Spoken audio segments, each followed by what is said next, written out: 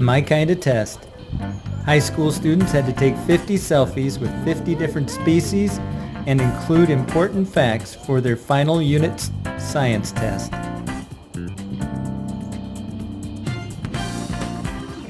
Students noted at first glance it would be sensible to assume okapis are related to zebras.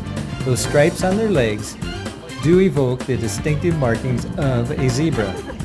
But if you look closely at an okapi's head, however, you may notice another resemblance, the giraffe. Okapis have horn-like ossicones for the males, and both female and males have a long purple prehensile tongue.